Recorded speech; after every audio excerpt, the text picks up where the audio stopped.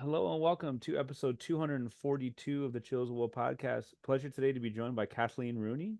And here's a little bit about Kathleen. She's a founding editor of Rose Metal Press, a nonprofit publisher of literary work in hybrid genres, and a founding member of Poems While You Wait, a team of poets and their typewriters who compose commissioned poetry on demand.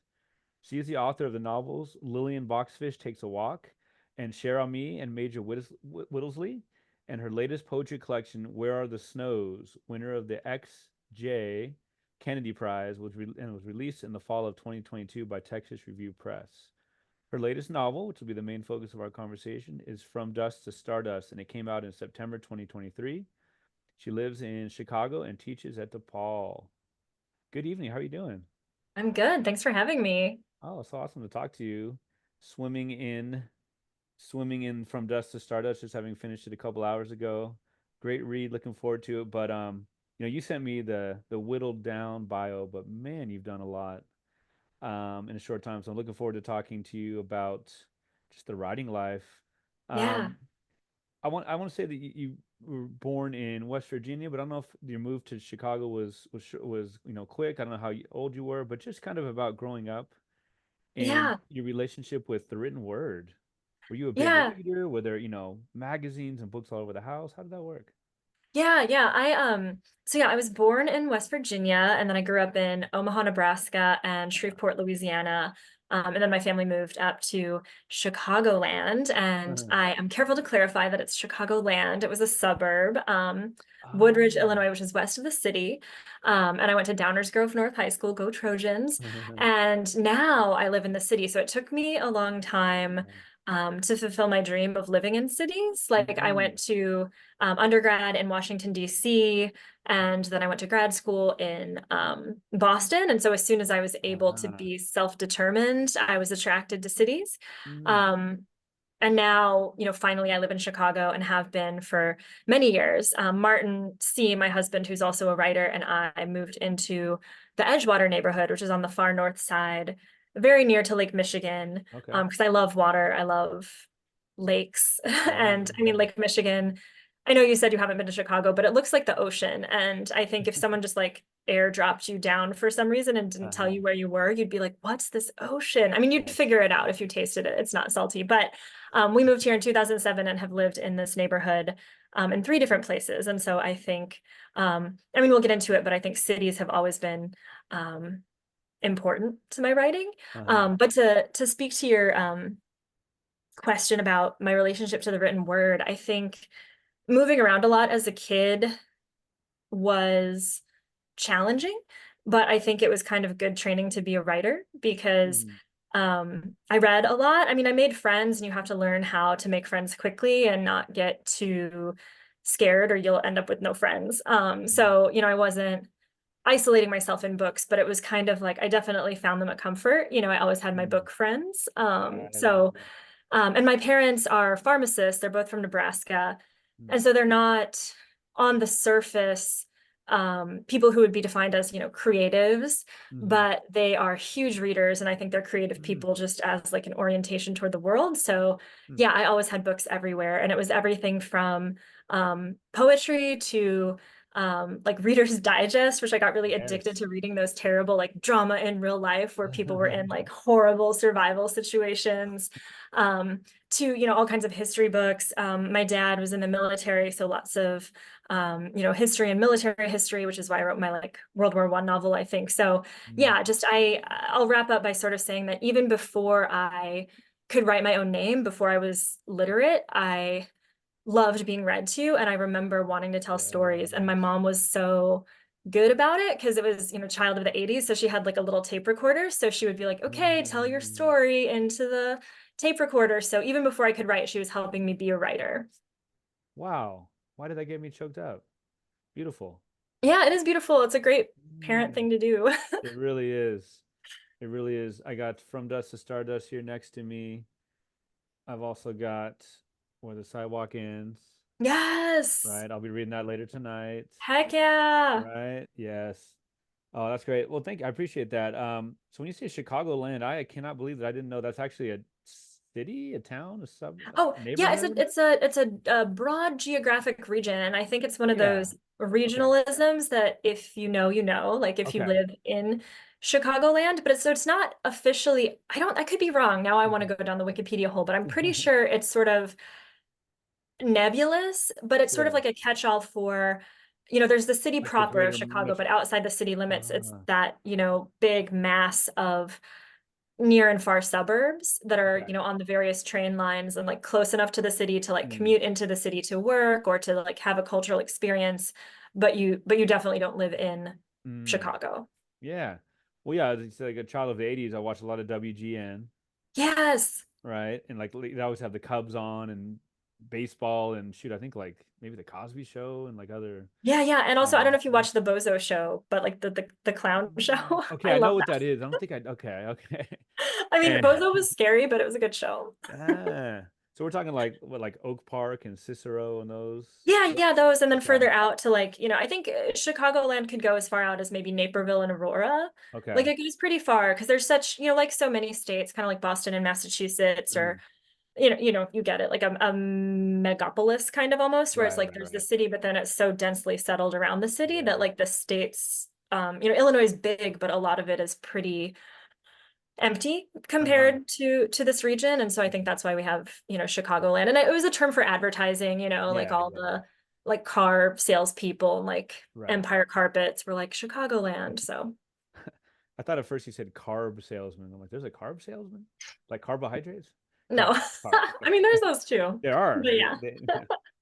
Well, it's funny. My grandpa from Chicago did say that exact thing. He would say it all the time. It's like the ocean. When he talked about Yeah. Lake Michigan, that's the first thing he would say about it. It's like you're in the ocean. And I Yep. lied. I have been there once on a layover. I think it not O'Hara. What's the other one in the? Midway Airport. Yeah, yeah, yeah. So Yeah. I love to explore the land of my paternal part of my paternal side. Yes. Yeah, you should. Yeah. Like I said, come. I mean, it's a great literary Oh, it's a city. There's beautiful. so Yeah. many bookstores and so many like reading series. Like I'm doing one Hmm. tomorrow called Tuesday Funk that's on the first Hmm. Tuesday of every month, and it's like in the upstairs of this bar called Hopleaf. And there's a really good one called Inconvenient Hour that's at like Metropolis Coffee. I mean, I'm not going to try to name them all, Yes. but it's a great city if you love Yeah. books. Oh man, that's great. I'm thinking when you talk about like Naperville and like kind of just Illinois as a whole, I'm thinking of like David Foster Wallace. Yeah. Yeah, he grew Yeah, up in Bloomington Normal. Yeah, I went to right. speech camp because I'm like kind of a lifelong dork. And so I did speech team in high school among my Yeah. many other activities. And Yeah. Bloomington Normal at ISU, where he, was for a while, um, is where they had this big summer camp for speech people to Mm. practice public speaking, Hmm. Hmm. which actually I'm so glad I did it because I do like Oh yeah. constant public speaking in my day-to-day Yeah. life. But I remember being in high school and reading a supposedly fun thing Oh I'll yeah. never do again. And, reading the way that he wrote about Central Illinois and like the Illinois State Fair was Uh-huh. just like, oh, nailing it. I was just rereading that again, and he was talking about empty spaces and the difference Yeah, between being that he's from there, but also like from an academic family, yeah, and just talking about how like Midwesterners in general, he was saying they maybe go more towards people from rural areas and like downstate, they tend to go more towards people and noise yeah, as like a vacation, while yeah, he was in New York and Boston, and they're more used to like getting away, yep, right? totally. Oh, Yeah. man. Okay.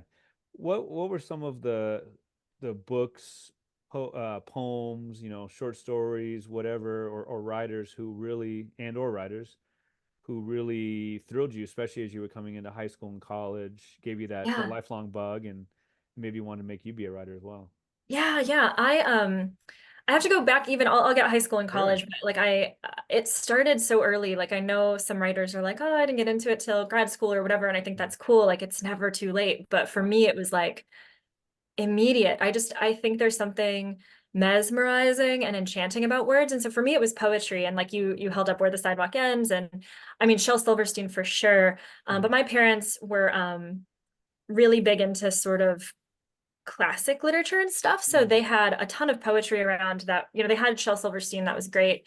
but also like all the original Mother Goose, and then, you know, A Child's Garden of Verses or Children's Garden of Verses, Mm. but all that stuff. And I think sometimes people don't realize how bizarre that stuff was. And so I just remember particularly the Mother Goose just feeling as though it had these eldritch powers of spell casting. I mean, I'm not going to sit here and recite a bunch of Mother Goose to you, but for example, there's the one that goes, one misty, moisty morning when cloudy was the weather, I chanced to meet an old man all clothed in leather, and he began to compliment, and I began to grin. How do you do? And how do you do? And how do you do again? Like, what? Like, what's going on? Like, that's Yeah, just so, yeah, yeah, it's so yeah. specific, but so bizarre. And I think, you know, from the get-go, I was just like, I want to do that. Mm. I want to write poems because I write all the genres, but I think poetry is my first and best Mm. love. Mm. And I think it's because I love words. And that sounds like such a dumb writer thing to say. Like, what Mm. writer doesn't love words? But I Mm. actually think there's a lot of writers who don't love words in the way that I mean. I mean, like, I'm like Uh, a word pervert. Like, I right, am right, right, right. attracted to words. And it's not the idea, it's not the plot, it's not the character. I love all that. And I work with all that. Mm. But first and foremost, I'm just like, how do the words sound? Like the Mm. property unto themselves, almost like a painter sees a color or a pigment. Like that for me is Mm. where words have always been. So jumping ahead, Mm. um, in high school, I got really, really into Emily Dickinson and Mm. then also Walt Whitman. And, you know, they're just two mind-blowing American talents, and they're so talented in very different ways. And I love the you know, the incantatory, rhymey power of Emily Dickinson, but I also love the way that Walt Whitman was like, okay, guys, I'm inventing, you know, free verse. And Mm. it's just Pretty like, much, right? dang, that's incredible. Mm. So I would say, you know, it was always poetry for me, and those were some of my Mm. biggest influences early on. And then for, you know, fiction, I really loved sort of in college, kind of like Irish literature. Like I took an Irish lit Mm. class and I just fell in love, particularly with Yeats. And again, Okay. just the way that he was into that like mystical occult weirdness, which at times is obviously very silly, but like at his best, he's like, there's nobody better. Mm. Yeah, we always do the Yeats, excuse me, poem Mhm. when we teach Things Fall Apart, Oh yeah, yeah, totally. right? As you know, it's always an intro, it's always a great intro, and Yeah, Bethlehem and yeah, slouching and oh man. totally. Yeah, and then we were talking about it a little before, so I'm gonna get it in now. But yeah, Joan Didion early on. I mean, I think so many Mm. writers just love her, and I think, you know, she was someone who was, you know, just hashtag goals, the way that she, Mm. you know, captures a time and a place. I don't know, and just and a vibe, a mood, you know. I love it. I'll never be able to live in California myself in like the 60s and 70s, but like I don't need to. She did it. Yeah, yeah. Yeah, it's like the what is it, the 6 degrees of Kevin Bacon. It's like, okay, Mhm. the illusions, right? So Things Fall Apart is based on the book, is based on the line from the Yeats poem, Yeah. right? Slouching Towards Bethlehem, one of the Yep. major lines is right, Joan Didion. The Roots, right? The hip hop group, they had an Yeah. album called Things Fall Apart. You know, it's just Yeah. like No, spiraling, right? totally. Yeah, well, and within that too, I mean, what's interesting is like two other influences that I think were super important to me in, you know, junior high and high school on up were um Bob Dylan Okay. and then this radio station called B96. So to be alliterative, Bob Dylan, B96. And, you know, Mm. Bob Dylan is obvious, you know, like my parents liked him and, you know, so I, you know, would hear him on like the oldie station or when they would put him on. And I was just like blown away. I think he's a fellow word pervert because he's great at story Mm. songs. I mean, Lily and the Jack of Hearts is like such a ballad, but Uh-huh. just the way he plays with words is so satisfying. And then B96 was like the hip hop station. I mean, I guess it still is kind of the pop station, but like 90s hip hop, like Queen Latifah and like Missy Elliott and like Mm. um I just it sounds maybe like obvious that I mean I feel like their genius is self-evident, but I feel like as poetry got away from rhyming and wordplay and that kind of silliness, you know, and it became more memoristic and longer lines and prosy. I Mm. think hip hop is kind of where it that kind of thing that tickles my brain when people are just really good Mm. at goofing around with words Mm. went. So I think that was really and continues to be kind of inspiring to Yeah. me. Well, so there's from Chicago, there's Common, there's also the one with the initials KW, and I don't know what the heck happened to him, or maybe he was off. Yeah, But God, right. he was so good with wordplay, and now He was. he's He he's was. unlistenable. No, I mean, and yeah, I sidebar, like one of my favorite things that I've read recently is the story in the New Yorker from like a month ago of how he got that Tadao Ando house and just like gutted it in Uh, Malibu. I don't know if you've read yeah, that. It's by yeah, Ian yeah. Parker, and I've kind of, it's a ride. man, man. Well, Yeah. I appreciate all of that. You were talking about, so you talk about like Irish literature. The main character in From Dust to Stardust, really kind of plays around with not, almost more like her Irish heritage is played with by Hollywood and all that, right? Kind of like Yeah. typically. I'm sorry, long way of getting to it, but I'm with a German last name. I'm half Italian. It's kind of like mainly the culture that I identify with. I do have a little bit of Yeah. Irish, but Italians, especially ones that don't have Italian last names, they'll try to like out Italian each other. Like, okay, what's your last name? Yeah. Ooh, that's very Kathleen Rooney is pretty dang Irish. I know. It I, is. I'm gonna throw a couple at you from my paternal grandmother's side. So we got O'Connor and we've got McGinnis. Nice. And Nice. as if one could be more Irish than the other, right? Right. That's solid. But I wonder about how much of how your Irish heritage has influenced your writing and your reading. Yeah. Yeah, I think I've never been to Ireland, but I'm really, like I said, I took that Irish lit class in undergrad, and it was cool to see just the history of that country's literature, and especially like drama, like John Millington Synge and people like that. I thought that was cool. Patrick Kavanagh is a poet who I really love. I could go on. Seamus Heaney, really Of course, great. yeah, yeah. So many great ones. And I think I haven't really done much with it until From Dust to Stardust. Mm, And I think part of it is that I feel like there's like a weird like attitude toward Irishness in America. And I mm, really despise what St. Patrick's Day is here, just yeah, like the just alcohol poisoning levels of drunken idiocy and all of this, or even the way that some people try to use the history of Ireland and Irish people to sort of make an argument that like racial injustice doesn't exist. Or I mean, I don't want to go too yeah, far down that right, road, but right, I right. think my whole life I've been a little repulsed by that strain. And so even though, with my name and heritage or whatever, I'm like, I don't really need to do that. Yeah, yeah. But that's kind of an impoverished way of looking at it too, because I do think, if you do look at Ireland and its history in um, a more enlightened way, it actually is really revelatory as kind of this bizarre dress rehearsal for so much Mm, colonialism and imperialism that then, took over mm, the globe for so long. So, my attitude toward it and my interest in it has evolved. And so I think, From Dust to Stardust for the listeners is based on a true figure, this woman, Colleen Moore, who kind of was one of America's first sweethearts. She was a silent movie star in the 20s who became like this top box office draw, but she was Irish American. And, that culture was important to her in the sense that she, had an Irish grandmother who told her all these folk tales and she mhm, was interested in that. But yeah, when she got into the film industry, she often found herself reduced to these kind of belittling sort of tropey stereotypes, and mhm, she had to kind of spend some of her career like trying to figure out how to work with that. But right. I think the thing that interested me most of all is this idea in Celtic folklore of thin places, and my book has Mm, a Yeats epigraph, and it also has, I mean, I have it here, so I'll read them because yeah. this is a program about reading. So my Yeats epigraph is from the Celtic Twilight, his 1902 book, where he's looking at a lot of these, folkloric stories. And he says, "Let us go forth, the tellers of tales, and seize whatever prey the heart long for, and have no fear. Everything exists, everything is true, and the earth is only a little dust under our feet." And I love that. And then I paired it with this thing from this book called Let's Go to the Movies from 1926 by Iris Berry.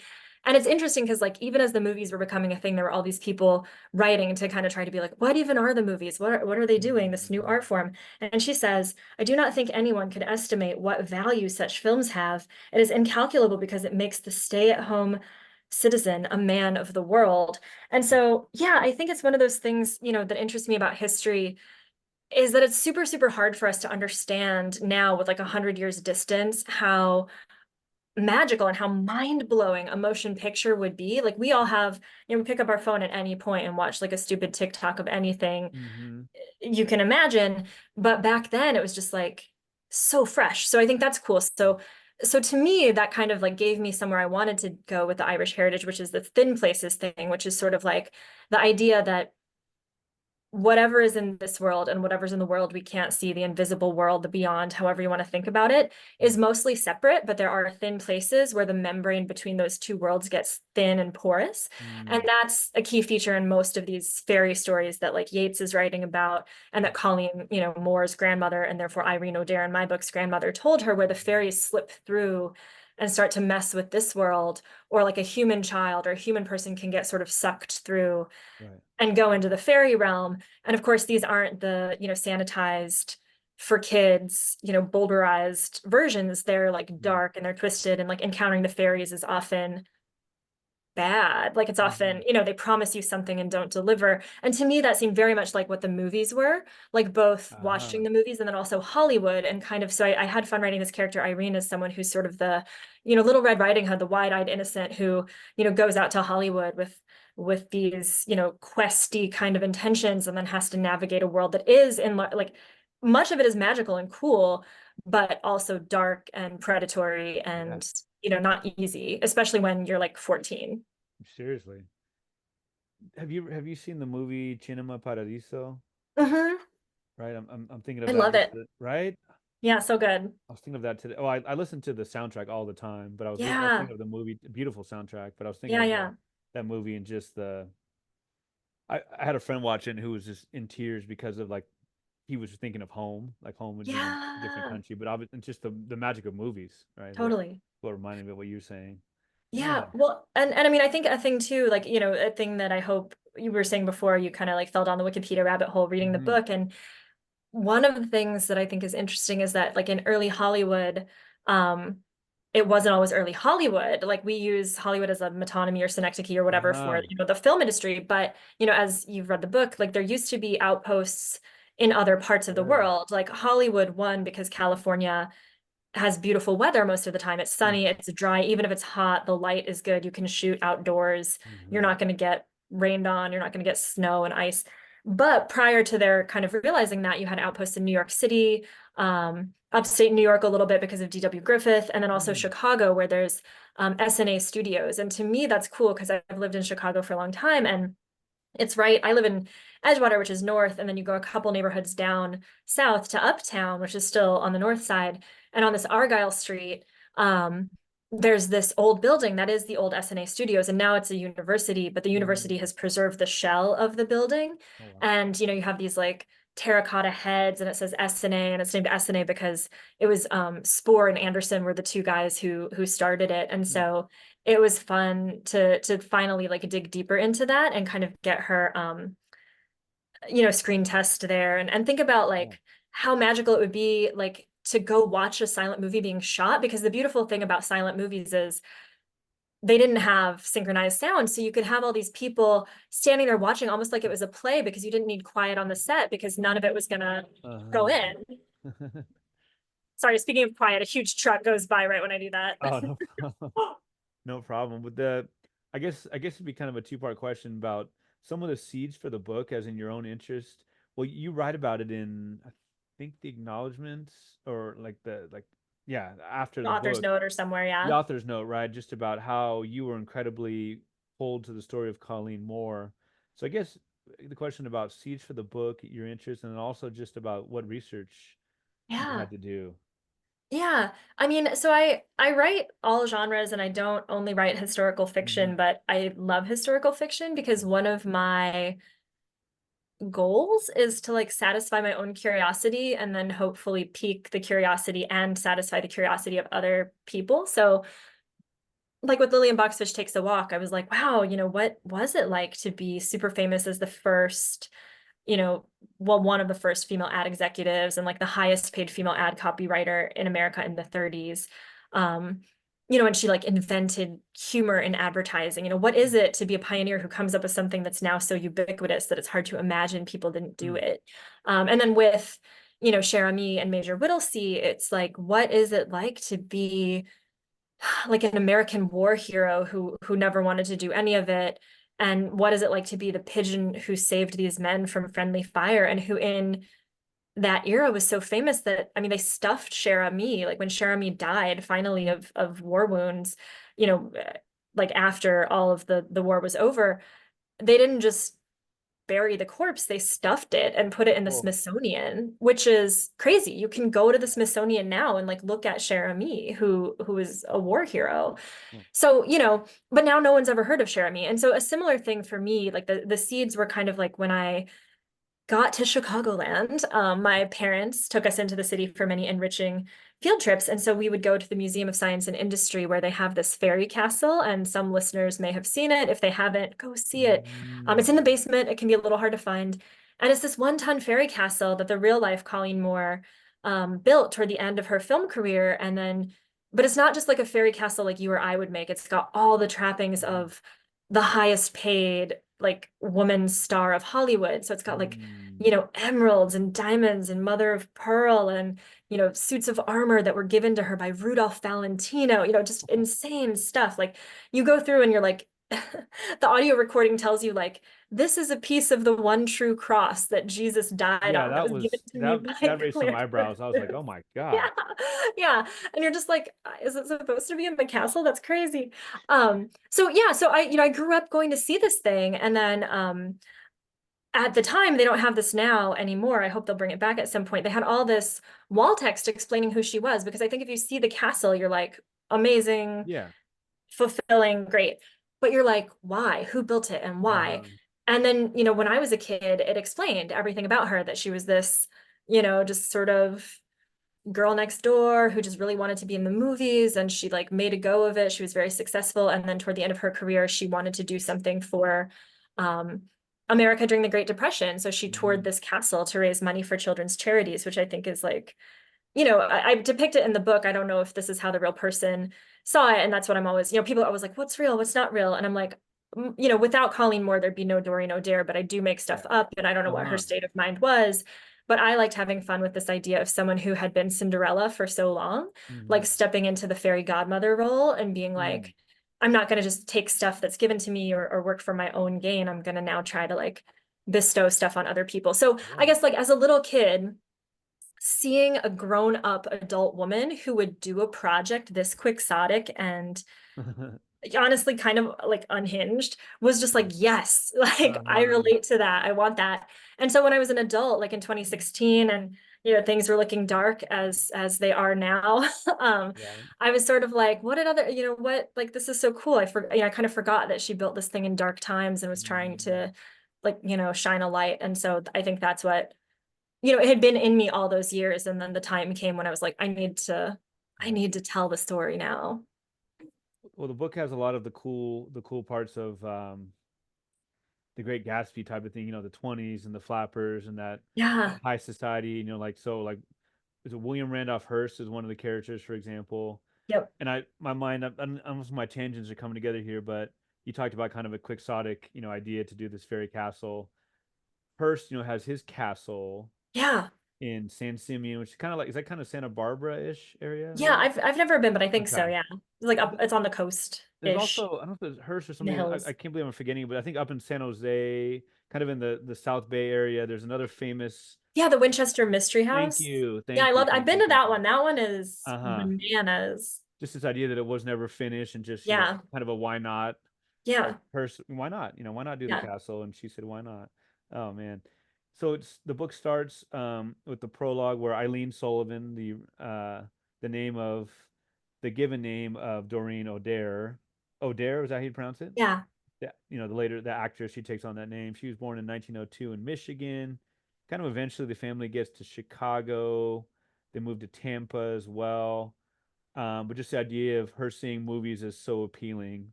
She writes Yeah. about how she just, just absolutely mesmerized. All the cliches apply here. Very close to her grandmother. Grandmother Shaughnessy, like you said, was from the old country, from Ireland. and she made the point, and she's such a likable character, lovable character. She makes the point, the grandmother does, that Eileen's family is not desperately poor like the grandma was. They're inconveniently poor. I wonder if Yeah. you could tell us a little bit about the family. The father is, I don't know, irresponsible, kind of flighty. The mom is very much about, prim and Yeah. proper. I just wonder about kind of like the family dynamic. Yeah, yeah, that's so great. Yeah, so in the book, I mean, so that's one thing that I did, change, and I like talking about why, because in real life, Colleen Moore had a grandmother figure who really did go out with her, when she was a Mm-hmm. teen and chaperone her, and in many ways, keep her from the sad fate that a lot of, would-be Yeah, starlets still succumb to today. It's sure, a rough sure. place to be as a young woman who desperately wants this thing and will do anything to get it. So that part was real. But I amped up the more Cinderella style or, fairy tale aspects of the family. So I gave, Mm. Irene this, sort of family who doubted her and so what's interesting to me is like when you have a character who just knows what they want and like will stop at nothing. And I think that's so compelling. I think knowing what you want in life is like a superpower. And I feel so lucky every day that like even when I was doing other stuff or like playing around, sort of being like, oh, maybe I want to go into politics, maybe I want to go to law school. I was always like, no, I think like I want to be a poet, I want to be a writer. And I think that gives you this ability to like just slash through the forest, right? Just like slash through the undergrowth with your machete and just like get to the goal. Whereas other people don't. And it's not, there's all great ways to be, but I think Mm-hmm. I was drawn to a character who was like, as the prologue says, like literally born at the right time to do this bizarre art form. If you're Yeah. born in like 1902 or right around the turn of the century, you're part of this micro generation of people Mm. who are going to like reach the apotheosis of this bizarre art form. Mm. So I thought, it was too easy if I just had everyone be supportive, if everybody's like, go get it, sweetie, like you Mm-hmm. be a star. I So I see. had a fun time depicting Agnes, her mother, as being very disapproving and kind of Yeah. having that attitude, which people did have, that, kind of being an actress was just sort of one tiny step up from being, a sex worker, basically, Sure. or, being immodest to bourgeois people, to aggrandize yourself in that way and like Sure. showcase your body on the screen. So yeah, it was fun to kind of give her that to overcome. I think Agnes, the mother, calls it like Sodom, right? Like a Sodom and Hmm. Gomorrah type. Yeah, she thinks Hollywood's Sodom and Gomorrah. Yeah. And obviously there's always that one-sided idea of, well, if if a woman is overly sexualized, like, well, isn't there's another half of the equation, which is the predatory man, right? Yeah. Which we'll talk about in a second. So